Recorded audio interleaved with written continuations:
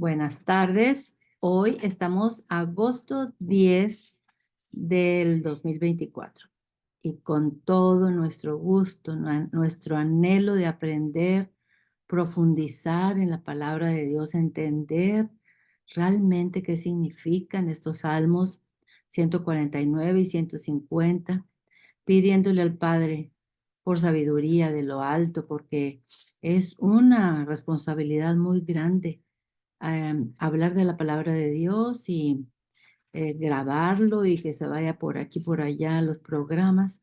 Así es que le pedimos que su espíritu esté aquí con nosotros. Vamos a poner el estudio en bendición. Gracias, Padre Todopoderoso, porque nos trajiste aquí una semana más. Por tu buena voluntad nos protegiste, nos cuidaste, nos diste de comer, nos diste salud. Gracias porque nos has elegido y somos pero muy consentidos a estar aquí, poder indagar y escudriñar tu palabra verso por verso. Te pedimos que tu espíritu esté con nosotros para que no sea dicho ninguna palabra en contra de tu voluntad, que no seamos piedras de tropiezo. Padre, te pedimos que las personas que están aquí sean bendecidas, ellos y sus familias, y que tú, por favor, nos ayudes a continuar en el buen camino. Que no nos apartemos, Señor, y si ves que nos apartamos, danos unas cuantas palmaditas para regresar. Te lo pedimos en el nombre de Yeshua Jesucristo, en quien ponemos este estudio. ¿Ok? Muy bien, amén. Entonces, aquí les voy a presentar quienes están aquí.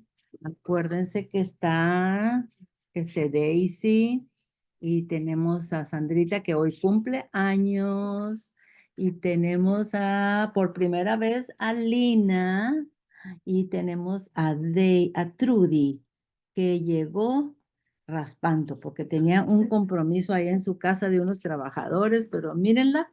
Aquí está, lista. Bien, entonces vamos a compartir la pantalla para empezar.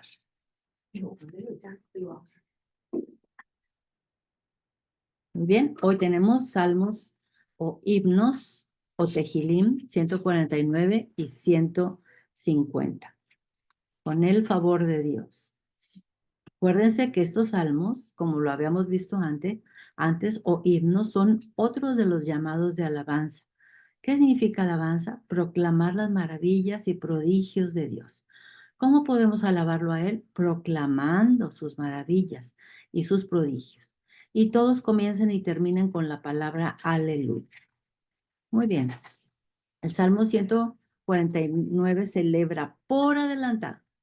No han sucedido las cosas que vamos a ver en el Salmo 149. Son para el futuro, son eventos, pero para que nosotros tengamos idea de lo que va a suceder. ¿Y quiénes van a estar ahí? Bueno, por una parte tenemos la redención final de sus santos, que acuérdense que esa va a suceder cuando venga Yeshua Jesucristo por segunda vez. Y el número 2, Dios ha ayudado a sus redimidos. Acuérdense que sus redimidos o sus santos o las personas que llegaron hasta el final con la salvación, Dios ha ayudado con su espíritu de santidad para obtener la victoria sobre sus enemigos. Algo muy difícil de que suceda, muy difícil que suceda para un humano así nada más. Es a través del Espíritu Santo, el Espíritu de santidad, que nosotros podemos llegar a esas dimensiones, a las dimensiones que no tenemos idea de lo que hay en el más allá. No tenemos idea porque están en otro nivel espiritual que nosotros todavía no podemos ver, pero podremos verlo gracias a su sacrificio. Muy bien. Entonces, dice vámonos al Salmo 149, dice, cantad a Yod-Heh-Vav-Hei cántico nuevo. su alabanza sea en la congregación de los santos. Entonces, acuérdense que vamos a ir escudriñando verso por verso. Cantar un cántico nuevo o canción nueva. ¿Cómo podemos tener una idea a qué tipo de cántico se refiere? O sea, aquí el salmista dice, cantemos un cántico nuevo, una canción nueva. No significa que la canción anterior la vamos a eliminar. No, esta canción nueva la vamos a agregar. Ahorita vamos a ver a qué se refiere este cántico nuevo. Pongan mucha atención. Dice en el versículo 1b, nos lo indica. El versículo 1b nos lo indica. Este cántico nuevo, o sea, es un cántico, una alabanza singular. Está en singular, no son alabanzas. Es una. ¿De qué se trata? Se llevará a cabo en la congregación. Aquí dice, en el versículo 1, cantada Yud Heh cántico nuevo. Su alabanza sea en la congregación de los santos. ¿Qué es eso de congregación? ¿Qué es eso? Claro, es la iglesia. ¿Cuál iglesia? La iglesia de los santos, o sea, los piadosos. Santos en hebreo significa piadosos. Y ahorita vamos a ver definición y ejemplo de quiénes son los piadosos. O sea, los fieles que proclaman tener el espíritu de santidad, el poder de Dios dentro de ellos. Son siervos que están dispuestos a hacer siempre su voluntad, sea cual sea la situación, sea cual sea el precio, hacer siempre su voluntad. Estaremos nosotros dentro de ese grupo. Tenemos que ponernos a pensar, siempre hacer su voluntad. Muy bien, vamos a continuar. Dice, santo, en hebreo es un hasid. Esta es la única palabra hebrea que vamos a ver en este salmo. Y la palabra hasid, ¿qué significa? Hacer algo para alguien con gozo, sin esperar recompensa. Es un amor incondicional en todo lo que hace. Es una persona solidario o solidaria. Eso significa santo en hebreo. ¿Por qué? ¿Por qué lo estoy recalcando tanto? Bueno, porque aquí en el Salmo número 149, uno dice, cantad a Adonai cántico nuevo, su alabanza sea en la congregación de los santos. Esa congregación que va a suceder en el futuro va a ser de los santos. Muy bien. En el versículo 1 dice que el Hasid o el santo es el que a pesar de ver que el malo florece y el bueno sufre, ¿saben qué? Permanece fiel. El Hasid es el que sirve a pesar de que sufre. Como Job, es el que permanece fiel a Dios, sin darse por vencido, a pesar de todo. ¿Conocen ustedes personas de esa naturaleza? El Hasid es señalado como hombre de Dios. Ahí va un hombre de Dios. Es un Hasid. Yo tengo un ejemplo de un tío. Fíjense que a mi tía le dio Alzheimer. Entonces, no le quedaba a él otra más que llevarla a un asilo, porque él también ya estaba con pocas fuerzas, pero él estaba bien de su mente. Cerró su apartamento, se llevó las maletas de ella y de él, y él se fue a vivir al asilo junto con él, porque él no podía cambiarle los pañales, ni bañarla, ni todo eso. Pero él no quería que su esposa estuviera sola.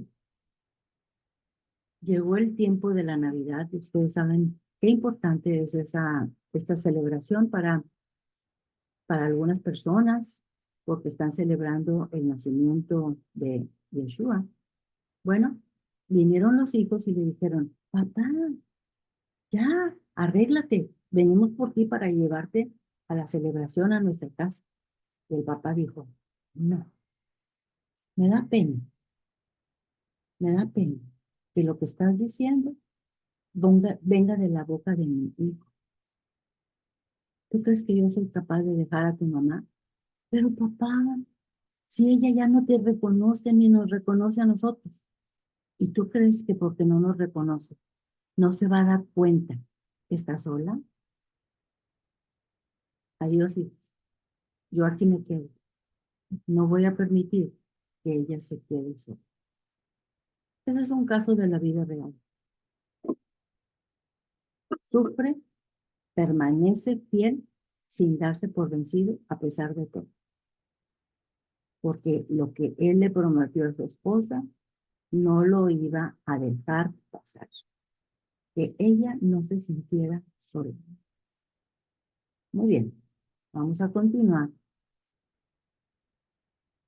Ese es un Hasid. ¿Ok?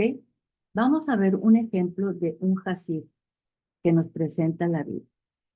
Toda esta historia que vamos a ver ahorita resumida está en los capítulos del 37 al 50 de Génesis. Es la vida de José, el hijo número 11 de el patriarca Jacob. Y está llena de estos ejemplos de un Hasid, de un santo, de un piadoso. Uno que a pesar de las circunstancias tan difíciles, nunca se quejó, nunca renegó a Dios, nunca dejó de decir, así es su voluntad. Y algo ha de traer Dios planeado. Y exactamente así fue.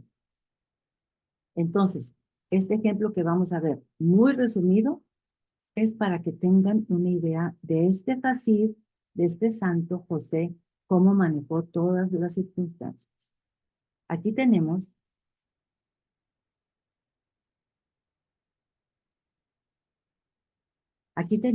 a Jacob, el padre de José. Es un niño. Y a Jacob le fascinaba sentarse ahí junto con su padre para que le platicara historias de cómo sus ancestros, en este caso Abraham era su ancestro, y después el padre de Jacob fue Isaac. O sea que Abraham era el abuelo, perdón, el bisabuelo de José. El bisabuelo de José, ¿verdad que sí? Ujú. Bueno, a él le encantaba todo el tiempo sentarse al lado de su padre, escuchar historias. Vamos a continuar. Pero José tiene un sueño, siendo muy joven. Antes de los 17 años tiene un sueño. Bueno, más bien tiene dos sueños, pero los dos sueños indican que en el futuro, que no se sabe cuándo, sus hermanos se van a inclinar ante él. Y aclaro que él pronuncia el sueño o los sueños ante sus hermanos y ante su padre y se enojan. Dicen, ¿estás queriendo decir que tú vas a estar sobre nosotros? Estás loco, José. José no dijo nada, continuó con la vida. Pero sus hermanos se encargaban de siempre hacerlo batalla. Miren aquí cómo lo están haciendo tropezar con un callado, pero él nunca reclamó ante su padre las maldades de sus hermanos, porque fue todo un Hasid. José no hablaba en contra de ellos ante su padre Jacob. Un día, su padre le dio una capa o un saco muy majestuoso. Y estos sacos de manga larga tenían un significado muy especial, porque si tiene un saco de manga larga significa que no va a andar haciendo trabajos manuales, porque es muy incómodo. Entonces, además, era un símbolo de honor. Bueno, pues esto no les cayó muy bien a todos sus demás hermanos, a todos sus 10 hermanos que tenía anteriormente, y claro que lo empezaron a detestar más. Un día, sus hermanos se fueron a lugares alejados porque acuérdense que ellos se iban a llevar a las ovejas a donde hubiera pasto. Y pasó algún tiempo y su padre, Jacob, le dijo, oye, José, súbete este burrito y ve a buscar a tus hermanos, porque ya tienen mucho tiempo y me traes de regreso noticias a ver cómo están. Sí, papá. Viajó desde Hebrón, donde estaban establecidos. Acuérdense, ahí fue donde se estableció este Abraham y luego Isaac y luego Jacob. Pasó por Betel y después se fue a Siquem. En inglés es Shechem, pero en español Siquem. Y aquí muy cerquita de Hebrón está Jerusalén. Muy bien. Y allá va este José. Pero resulta que cuando llegó a Siquem, una persona le dijo, oye, yo escuché que ellos dijeron que se iban a Dotán porque aquí no había suficiente espacio. Ah, muchas gracias. Voy para allá. Cuando ya iba llegando, José, muy saludador, muy gozoso de haber encontrado a sus hermanos en Dotán, todos ellos dicen, mira la expresión de esto. Ahí viene el soñador. Ahí viene este hombre que cree que es más que nosotros. Hagamos algo. Hagamos algo en contra de él para eliminarlo. ¿Qué haremos? Ah, matémoslo. Matémoslo para que ya lo quitemos de nuestro panorama. Pero luego uno de sus hermanos llamado Rubén, fíjense bien, tiene su vestido rojo y su vesta roja. Dijo, no, no la maten. Es sangre de nuestra sangre. Mejor echémoslo en esa cisterna que está seca. Ok, dijeron los hermanos, echémoslo ahí. Y dijo entre sí este Rubén, mírenlo, está como soñando despierto. ¿Ven esta burbuja? Está soñando despierto. Cuando llegue la noche y esté la luna, yo voy a venir por este José, lo voy a sacar de la cisterna y le voy a permitir que se vaya, que huya, porque no quiero que lo mate. Esos eran sus pensamientos. ¿Ese era Rubén? Rubén. Ujú. Ese fue Rubén. Ujú. Que desgraciadamente cometió errores muy garrafales como meterse con la concubina de su padre. Entonces, pues así tal cual le hicieron, le quitaron la capa a José y lo echaron a la cisterna que estaba seca.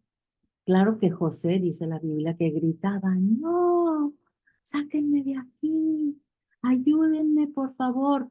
No crean que fue fácil esa situación, pero resultó que al siguiente día pasaron por ahí unos ismaelitas que iban vendiendo especies y que iban rumbo a Egipto. Y dijeron los hermanos, específicamente mírenlo, que se llama Judá. Y Judá, acuérdense qué importante es en la Biblia, porque Yeshua, Jesucristo, vino de la tribu de Judá. Pero después lo vamos a ver en Génesis, arrepintiéndose, llorando en frente de José. Yo les recomiendo mucho que lean estos capítulos de José porque son fascinantes. La forma como el padre preparó todo para que resultara un éxito, para que resultara en el arrepentimiento de sus hermanos y para que resultara en que José fue elevado. Ahorita vamos a ver cómo fue. Bueno, esa idea de vender a José para no tener que derramar sangre de su propia sangre, les pareció muy bien a todos. Pero ¿qué creen? En este grupo no está Rubén, el que se había pensado venir en la noche a sacar. Le tocó estar en un lugar más alejado que cuando llegó, José ya había sido vendido por 20 monedas de plata.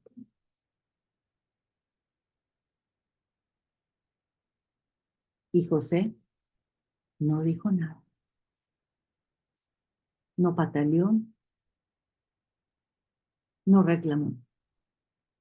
Él fue un Hasid, un santo, un piadoso, que siempre estaba de acuerdo a la voluntad de Dios. Bueno, se llevaron a José desde Dotán, se fueron aquí todo este caminito hasta Egipto, hasta aquí donde estaba el faraón. Según esta grafiquita que tenemos aquí, yo le hice los cálculos y parece que son 1000 kilómetros caminando. Y José, atado con cadenas, no dijo nada. Los hermanos tenían que salirle a su padre con una noticia. ¿Qué te parece que encontramos esta capa en el camino, toda llena de sangre? ¿Será la de José, papá? Ay, ya, Jacob la identificó inmediatamente. Dijo, ah, se han devorado a mi hijo. Ah, no es posible, mi hijo querido, amadísimo José, por estar tan apegado a la palabra de Dios. Y Jacob rasgó sus vestiduras y gritó, lloraré por mi hijo hasta que venga el día de mi sepultura y yo pueda estar con él.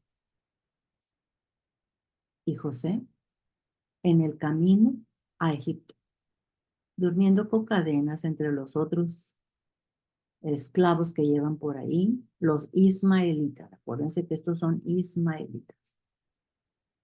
Dándole gracias a Dios por todo, nunca reclamando el perdón. José dejaba todo en las manos de Dios.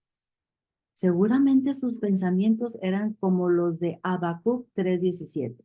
Vamos a buscar Habacuc porque es otro de mis versículos favoritos de la Biblia.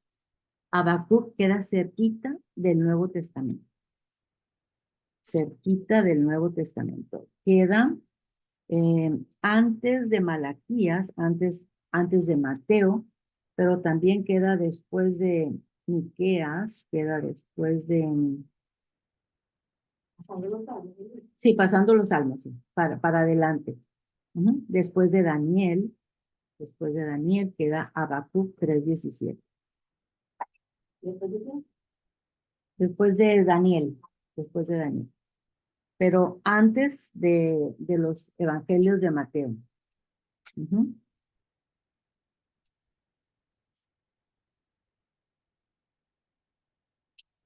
3:17 a 19.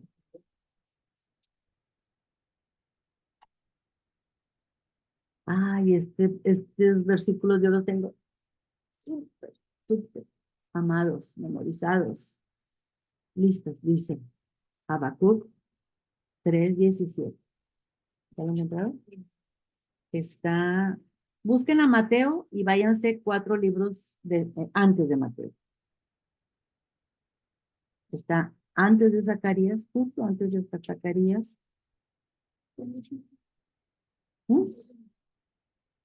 Sí, justo antes de Mateo. Un poquito antes. ¿Ya lo encontraste? Antes de Miqueas, antes. Habacuc. Sí, es con H. No, Habacuc. Ya merito. No, ya te pasaste. Abdías es antes. Dale para adelante. Antes de Sofonías. Pero sí, sí está ahí en las banderitas.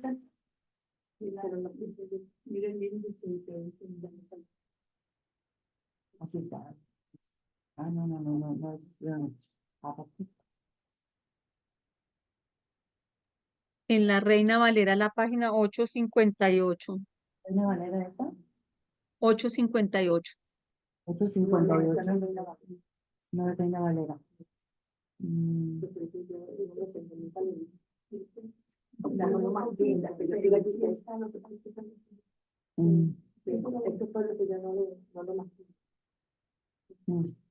Qué raro. Habacuc, aquí está.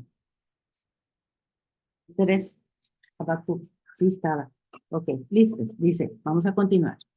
Dice, José dejaba todo en las manos de Dios. Seguramente sus pensamientos eran como los de Habacuc 3:17, dice, aunque la higuera no florezca, ni en las vides haya fruto, aunque falte el producto del olivo, o sea que tampoco aceitunas, ni higos, ni uvas, aunque falte el producto del olivo, y los labrados no den mantenimiento, y las ovejas sean quitadas de la majada, no ovejas, y no haya vacas en los corrales. Con todo, yo me alegraré en Adonai y me gozaré en el Dios de mi salvación. Yo que bajé, el Señor es mi fortaleza, el cual hace mis pies como de siervas y en mis alturas me hace andar. ¿Listos? ¿Qué les pareció? Divino, ¿verdad? Esos versículos. Aunque no tenga nada, aunque me quede con lo que traigo, pues, ¿qué dijo? Me gozaré en el Dios de mi salvación. Bueno, continuemos con el relato del Sadik, del piadoso. Llegó a Egipto y aquí está uno de los egipcios dándole dinero a uno de los ismaelitas que compraron a José. Este es José encadenado. ¿Ok? Entonces, José fue vendido y luego comprado por otros, que fueron los de Egipto. Fue tan dedicado en su trabajo. Dios le daba tanta sabiduría y Dios le concedía pues tener inteligencia para poder llevar a cabo los negocios de su jefe. No fue esclavo del faraón, pero de Potifar, que era un servidor del faraón. Y fíjense bien, él sabía todas las cosas de matemáticas y de cómo llevar a cabo las cosas del dinero y cómo hacer reproducir el dinero. Y entonces su patrón, Potifar, estaba fascinado con él. Continuemos. Un día le dijo, José, voy a salir fuera. Te voy a encargar todo lo que se refiere a mi propiedad, a mis esclavos. Te voy a encargar también a mi esposa, porque yo tengo que salir fuera. Y José todo lo hacía perfectamente bien.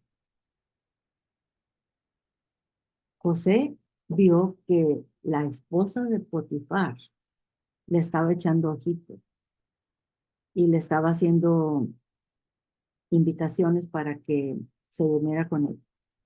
De tal manera que hasta él procuraba evitar tener contacto con ella y le está pidiendo aquí a esta otra sierva que le lleve su cena. Pero un día que no había ningún sirviente ahí en la casa de Potifar, ella lo agarró y lo quiso meter a su cama.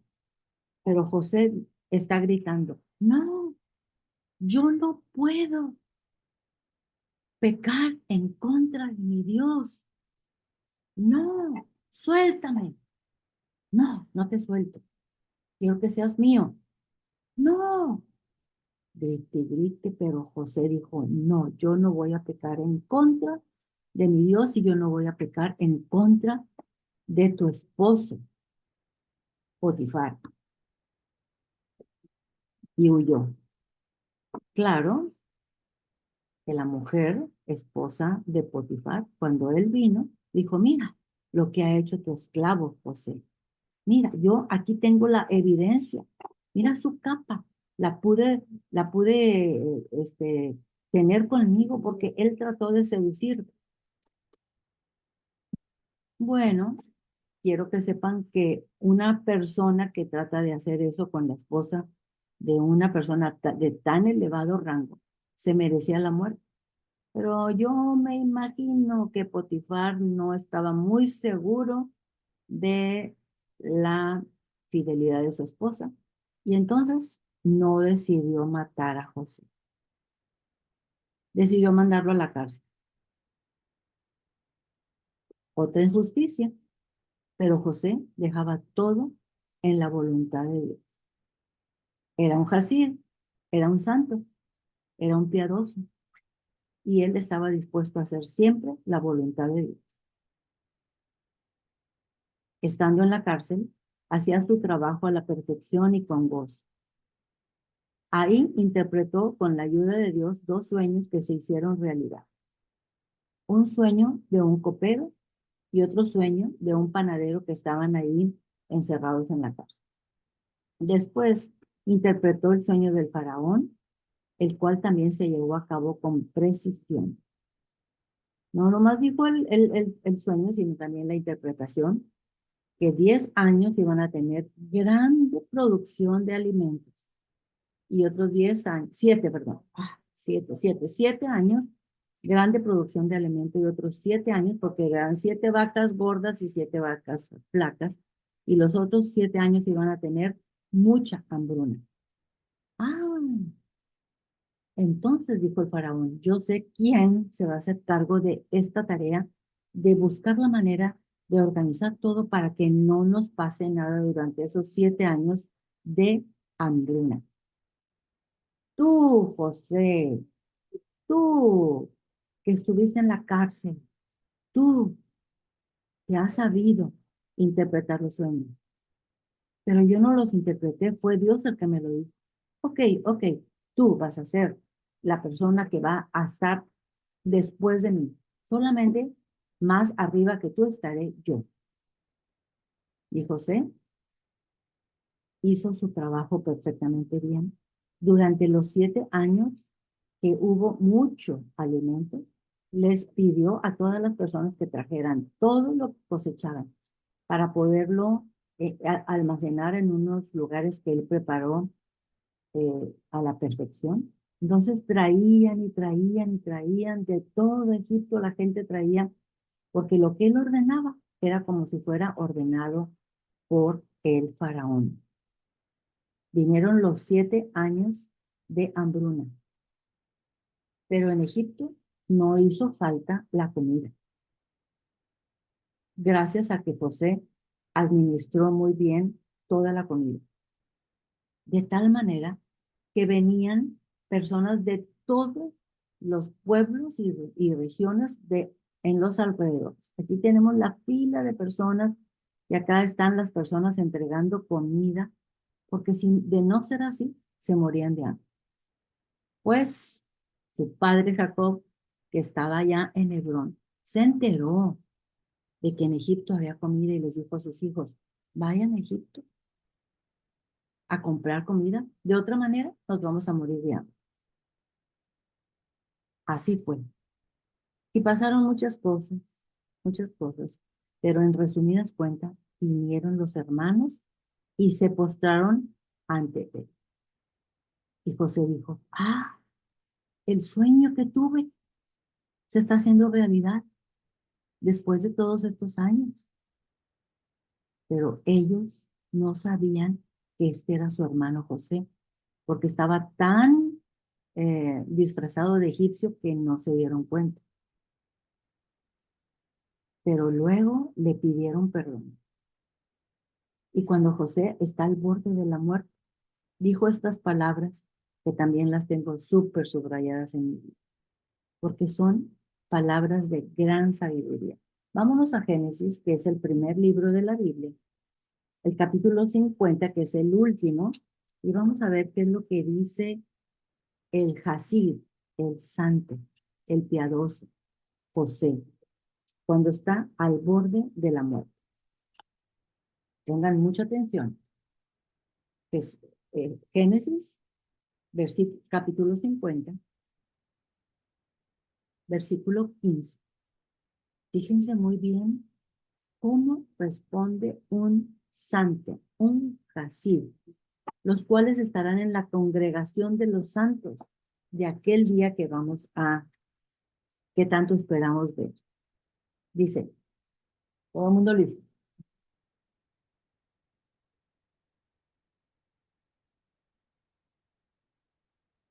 50, capítulo 50, es el último de Génesis, ¿verdad?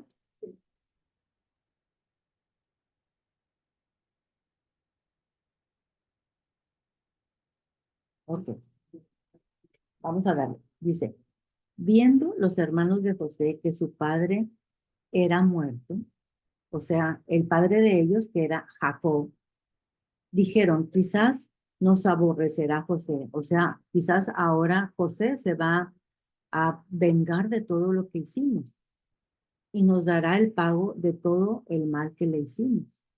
Echarlo en la cisterna seca, venderlo como esclavo.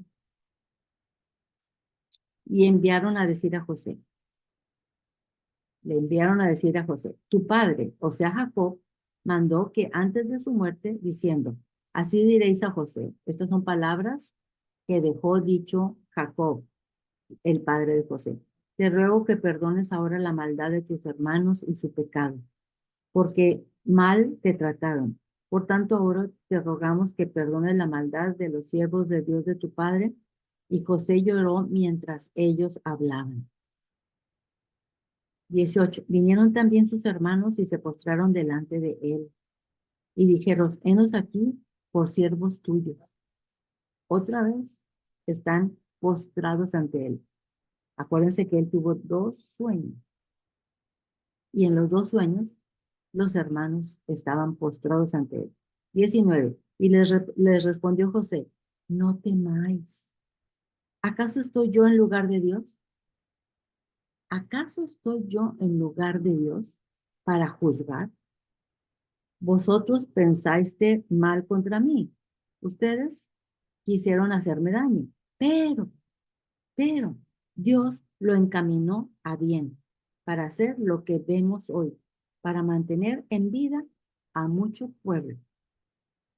Ahora pues, no tengáis miedo, dice el Jacid José, no tengáis miedo, yo os sustentaré a vosotros y a vuestros hijos. Y así los consoló y les habló al corazón. ¿Qué les parece este Jacid de José? Vamos a volver al Salmo 149. Todavía no salimos del versículo 1, porque estábamos poniendo un ejemplo de lo que es un Jacid o un santo. Entonces, vamos a leer otra vez el 1, dice, cantad a Yud-Heh cántico nuevo. Su alabanza sea en la congregación de los santos. Acuérdense que es un cántico nuevo. Entonces, ¿de qué tratará el cántico?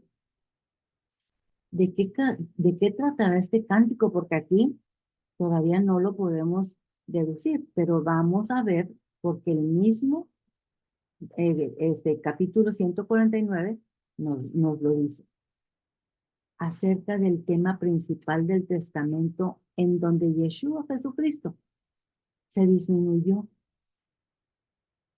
se hizo hombre siendo Dios para venir como hombre a la tierra, ser crucificado, resucitar al tercer día y darnos el espíritu de santidad que mora en nosotros. Ese es el cántico nuevo. Ese es el tema principal del Nuevo Testamento. No significa que el Antiguo Testamento lo vamos a desechar. No, es un cántico que se le adjunta al Antiguo. Pero es una nueva alabanza. ¿Cuál? Él se disminuyó. O sea, siendo Dios, creador de todo el universo, omnipotente, omnisciente, se disminuyó para venir como hombre aquí a la tierra y ser crucificado y resucitado el tercer día y darnos el espíritu que mora en nosotros, el espíritu que nos enseña cómo debemos de actuar. Versículo 2 dice, alégrense Israel en su hacedor. Los hijos de Sión se gocen en su rey. Entonces dice, alégrense Israel. Dice, alégrense Israel. Ajá. Y dice que, dice los hijos de Sión. ¿Quiénes son estos hijos de Sión? Es Jerusalén, pero no el pedacito de tierra que está ahí en el este. Es la Jerusalén celestial, la que va a bajar del cielo cuando venga Yeshua por segunda vez. Es el lugar donde vamos a vivir eternamente. Esto es una realidad espiritual, no étnica. No, no estamos hablando única y exclusivamente de los que viven en Israel, aunque no dudamos que muchos de los que son de Judá, de Israel, también entren dentro del grupo de los santos. Él dice que Él va a traer de todas las partes de la tierra, del norte, del sur, del este y del oeste. Entonces, no es una realidad étnica, es espiritual. ¿Qué dice? En su hacedor. ¿Quién es su hacedor? O sea, dice aquí que es su rey, pero no un rey político, es un rey. Es un rey todopoderoso, es un rey eterno, es un rey piadoso, es un rey que nos tiene como consentidos, porque nos ha escogido para nosotros poder hacer su voluntad. Dice, versículo 3, alaben su nombre con danza, con pandero y arpa, a él canten. Vamos a ver, dice, alaben su nombre con danza. Aquí implica una danza en círculo, hombres y mujeres aparte, sin buscar figurar, sin buscar exhibirse. ¿Por qué? Porque esa danza tenemos que estar suponiendo que el rey está en el centro y su pueblo lo está alabando. Entonces, las expresiones que hacen con la danza las personas que lo hacen son sin buscar exhibición, sin buscar remolinearse, sin buscar hacer gran estruendo de su arte para danzar. No, no, no. Es para alabarlo y suponer que en el centro de esa danza está el rey. Vamos a continuar. Aquí les traje un ejemplo de cómo danzan ahora los judíos. Versículo 4. Porque Adonai tiene contentamiento en su pueblo. Hermoseará a los humildes con la salvación. Fíjense bien, los santos, dice, esos hasid, esos piadosos, esos mansos, los que hacen la voluntad de Dios, los va a hermosear. ¿Cómo van a estar hermoseados? ¿Con qué? Con la salvación. Porque el Dios tiene contentamiento en su pueblo. A Él le gusta cómo han reaccionado después de sufrir tanto. A Él le gusta cómo han contestado cuando alguien les contesta, les habla mal, que les habla con tono muy duro, porque Él tiene contentamiento en ellos de que han podido permanecer fieles ante tantas tentaciones. ¿De quién? Del mundo, de los pueblos, de los reyes, de los líderes. Ujú. Muy bien, vamos a continuar. Dice, versículo 5, regocíjense los santos por su gloria y canten aún sobre sus camas. Bueno, fíjense bien. Dice, este versículo 5, podemos tomarlo desde dos puntos de vista. Yo busqué muchos comentaristas porque dije yo, caray, canten aún sobre sus camas. ¿Qué es eso de que canten aún sobre sus camas? Bueno, algunos comentaristas dicen que está relacionado con el Salmo 63:5. Vamos a buscar qué dice el Salmo 63:5, que está unas páginas adelante. Salmo 63:5 y 6.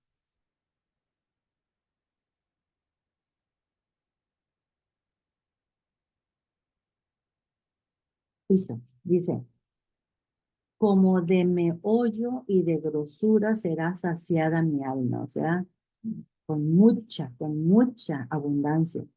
Y con labios de júbilo te alabará mi boca, cuando me acuerde de ti en mi lecho, cuando medite en ti en las vigilias de la noche. Bueno, Así puede ser que cantemos en la cama cuando estamos orando, alabando, cuando se nos va el sueño y en vez de ponernos a desesperarnos, nos ponemos a alabarlo, cantarle, a, a decirle cuánto lo amamos y hablar acerca de sus maravillas. Bueno, pero algunos otros dicen que las camas son la sepultura. ¿Cuáles camas? La cama de la que estamos hablando aquí en el versículo 5 que dice, regocíguense los santos por su gloria y canten aún sobre sus camas. Entonces dicen que las camas son las sepulturas, porque si estamos muertos, vamos a despertar resucitados.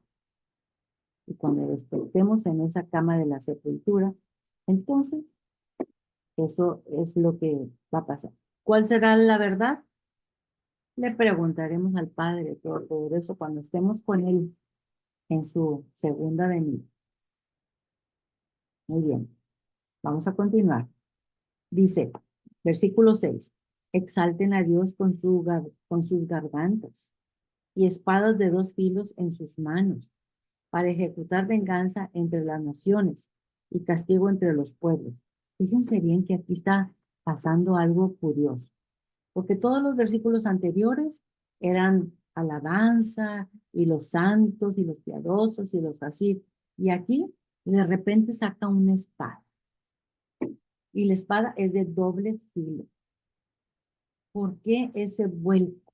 ¿A qué se refiere esa espada? ¿Acaso los santos, los hasids, los, los redimidos, vamos a traer una espada y vamos a tratar de andar vengando a todas las naciones y a todos los que hicieron mal y los que nos hicieron caer en tentación?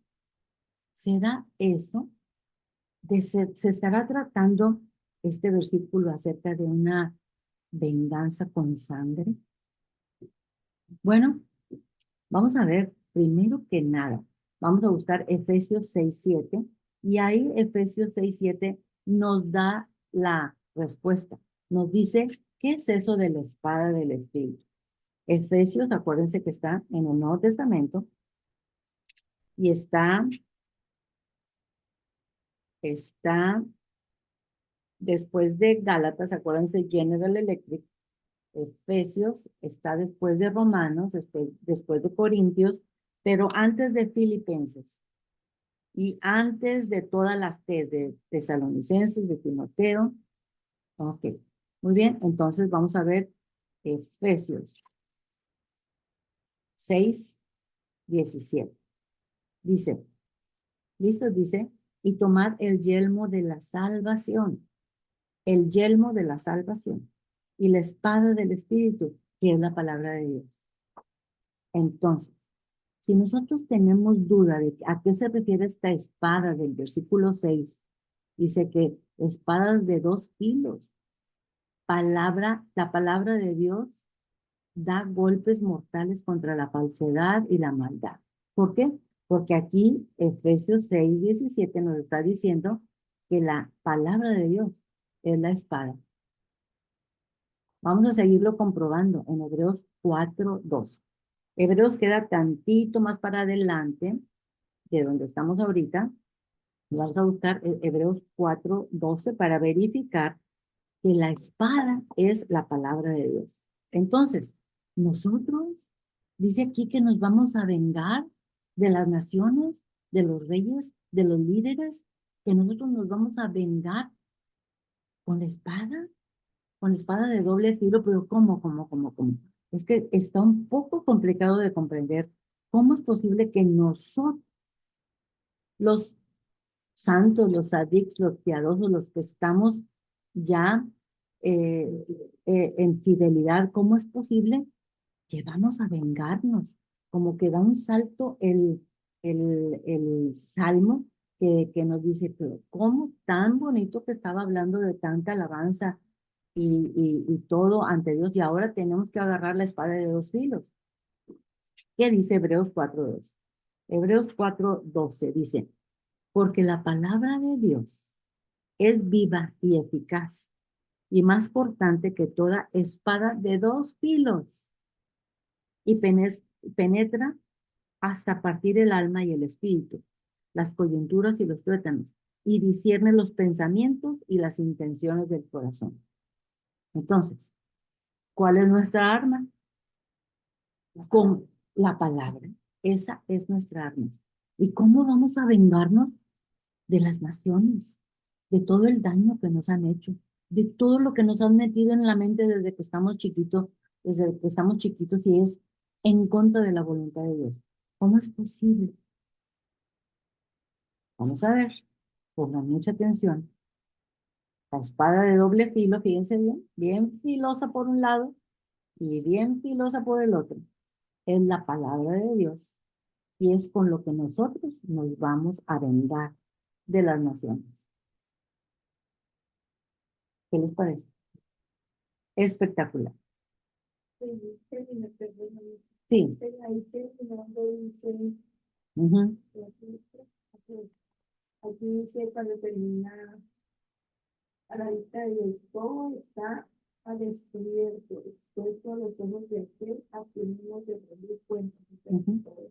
O sea, todo va a estar descubierto. Lo que hayamos hecho, hazte cuenta que vamos a estar desnudos y va a decir ahí, esto hizo Sandrita, pero Sandrita ya pidió perdón, ¿verdad que sí? Ajá. Todos los días. Todos los días. Pero fíjense bien, Todos los días. no, nosotros como humanos estamos todos los días bien frágiles de poder caer en tentación, de utilizar esta boca para contestar mal, para contestar así como nos preguntaron con una forma golpeada. Utilizamos esta boca para criticar, utilizamos esta boca para anhelar que otras personas les vaya pero bien. Cuidado, cuidado, porque nosotros daremos cuenta de todo eso. Acuérdense, no debemos de andar maldiciendo a nadie que busque a Dios con todo su corazón. Acuérdense que somos del mismo Padre, somos un ejad, todos somos un ejad, somos uno.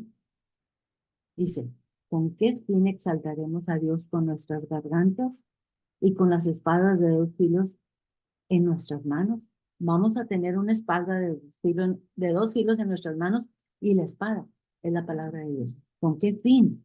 ¿Qué vamos a hacer nosotros con esas naciones y pueblos y reyes que nos han hecho tanto daño? Vamos a ver. Uh-huh. La palabra les abrirá a ellos los ojos de todo el daño que han hecho y que merecen para que haya un arrepentimiento. ¿Cuál es el objetivo? ¿Cuál es el objetivo de esa espada de dos filos? Para ejecutar venganza entre las naciones. ¿Cuál venganza? ¿A qué se refiere? Fíjense bien. Necesitan esas naciones ser vengadas. Lo dice muy bien la palabra de Dios. Necesitan ser vengadas porque han estado actuando incorrectamente. ¿Venganza entre las naciones? Pero si ellos ya están fuera. Las naciones que han hecho tanto daño, ya están fuera. Nosotros, los que estamos dentro, tenemos que agarrar la espada de dos filos y demostrarles a quiénes, a los pueblos, a las naciones, a los reyes, a los nobles, todos estos que están aquí. Aquí en el versículo 8 dice, para aprisionar a sus reyes con grillos y a sus nobles con cadenas de hierro, para ejecutar en ellos el juicio decretado, para demostrarles a los pueblos, las naciones, reyes y nobles que ya hemos superado las tentaciones. ¿Para qué es la espada de doble filo? ¿Para qué vamos a utilizar la palabra de Dios? Para demostrarles a esos pueblos, naciones, reyes, nobles, que ya hemos superado las tentaciones que el mundo nos ofrece y podemos vencerlas. ¿Sí? Se nos pueden presentar aquí una tentación que antes de nosotros tener el espíritu de santidad, éramos fáciles, presas para caer. En cambio, esta espada de dos filos, esta es una guerra espiritual que debemos ganar solo con la espada de dos filos. ¿Y cuál es la espada de dos filos? La palabra de Dios. Versículo 8. En nuestro caso, el atar reyes y nobles y pueblos y naciones con cadenas equivale a 1 Corintios 10:5. Vamos a 1 Corintios en el Nuevo Testamento o en el Nuevo Cántico. 1 Corintios está después de Romanos, después de los 4 evangelios, y después de Romanos está 1 Corintios, capítulo 10, versículo 5 hasta el 2.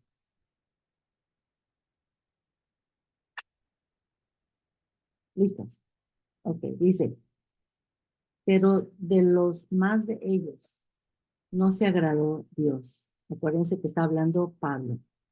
Por lo cual quedaron postrados en el desierto. Aquí está hablando de todos los que caminaron desde Egipto hasta la tierra prometida y que no creyeron. Estaban siempre quejándose y hablando mal acerca de Dios. ¿Para qué nos trajiste aquí, Moisés? Mira, si nos ibas a matar, mejor hubiéramos muerto allá en Egipto. 5. Pero de los más de ellos no se agradó Dios, por lo cual quedaron postrados en el desierto. 6.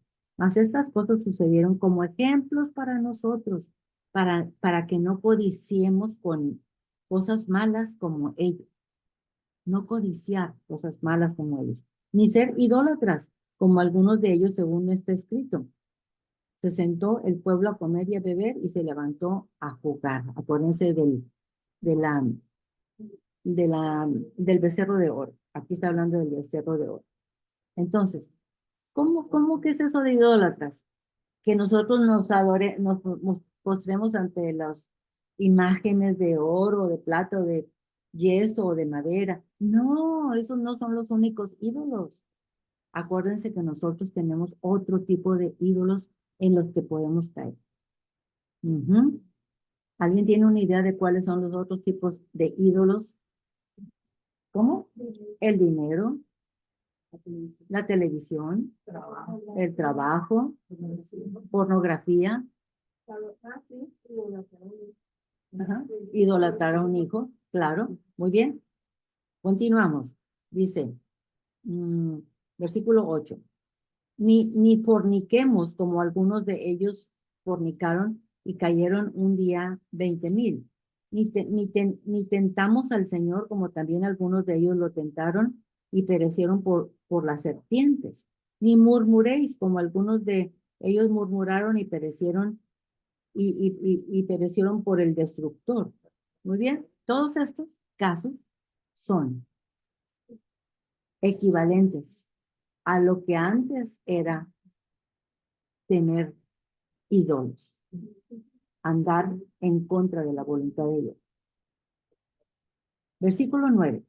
Vámonos otra vez al Salmo.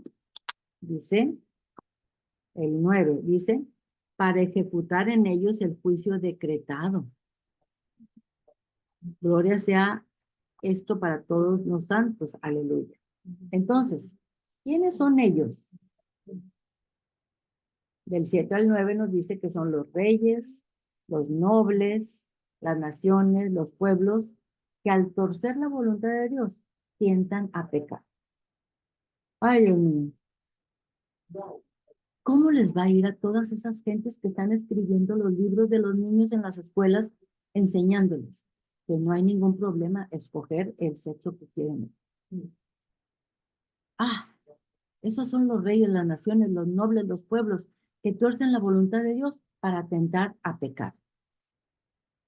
Y aquí traje un ejemplo de una revista. Fíjense nada más. Están anunciando una loción de Calvin Klein. Y dicen, tanto es para un varón, bien ejercitado, como para dos mujeres. que ¿eh? No, son dos hembras. Mira, ella está con los brazos así cruzados, tapando, entonces son dos hembras, pero ella está fungiendo como el hombre. Entonces, esa noción de Calvin Klein sirve tanto para un caso como el otro. Pero qué necesidad hay de torcer las mentes de las personas para anunciar un perfume.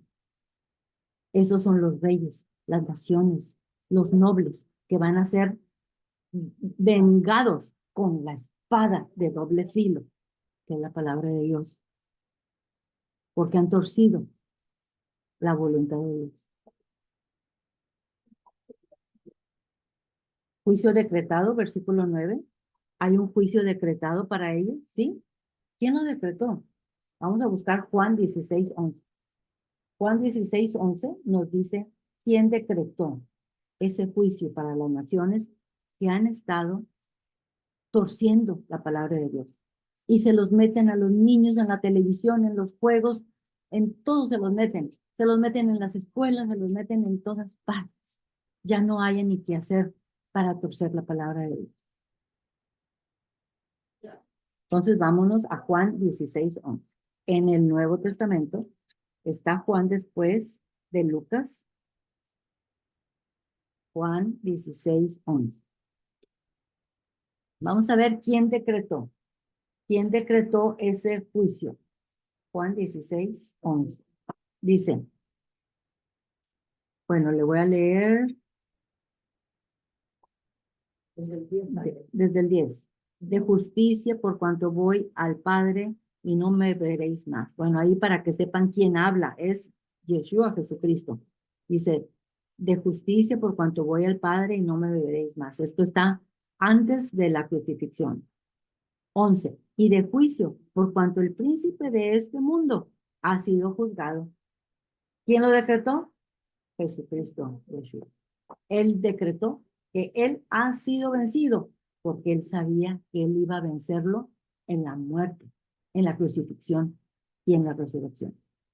Luego vamos a buscar Colosenses 2:13. Colosenses, acuérdense que están después de Gálatas.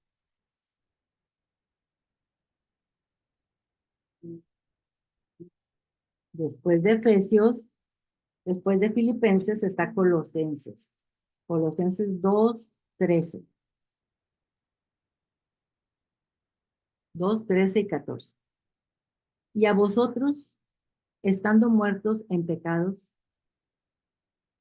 o sea, los que no están en la palabra de Dios, y en la incircuncisión de vuestra carne, o sea, que no han sido circuncidados su corazón y que continúan haciendo en contra de la voluntad de Dios. Os dio vida juntamente con él, perdonándonos todos los pecados, anulando el acta de los decretos, que había contra nosotros. Había un acta que decía, Daisy hizo esto y esto y el otro, anulada con la resurrección, con la crucifixión, la resurrección de Yeshua Jesucristo. Anulando el acta de los decretos que había contra nosotros, que nos eran contraria, quitándola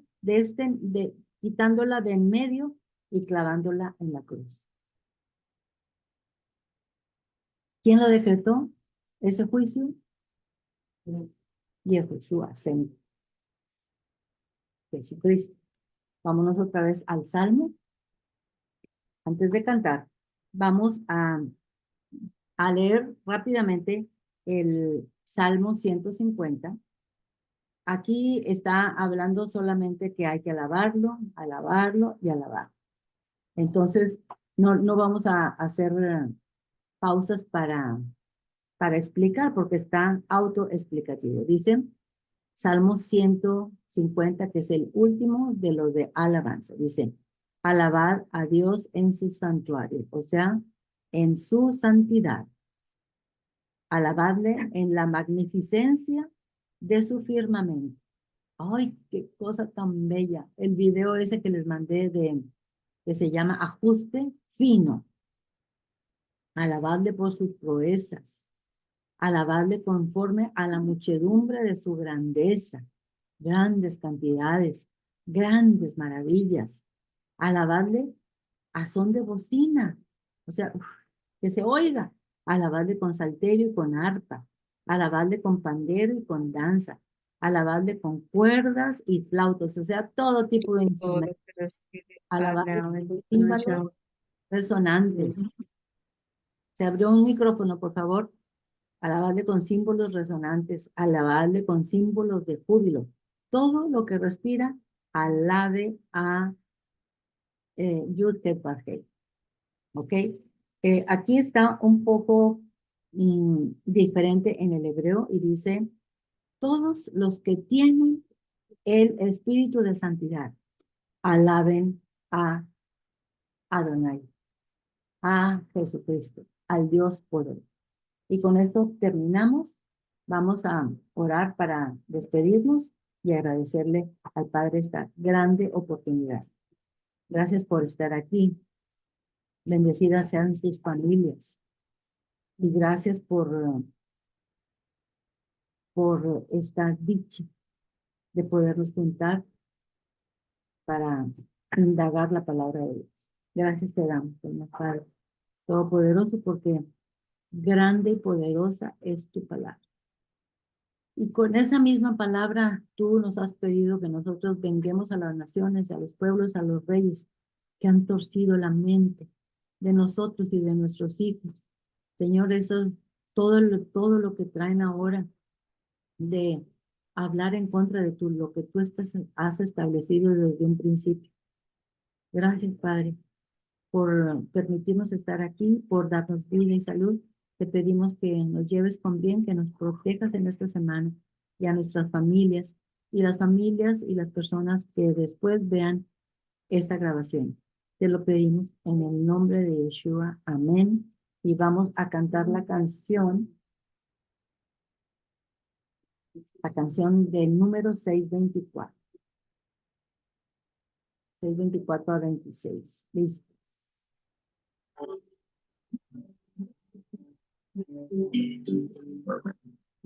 Que te bendiga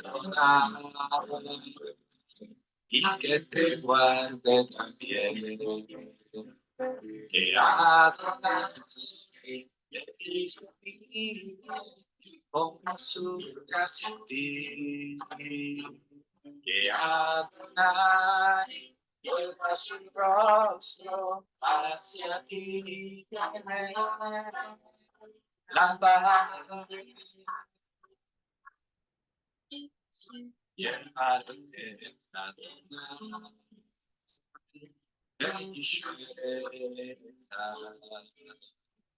Yael Hashem, Anat Elecha, Sa Hashem, Anat Elecha, Yasem Alecha, Shalom.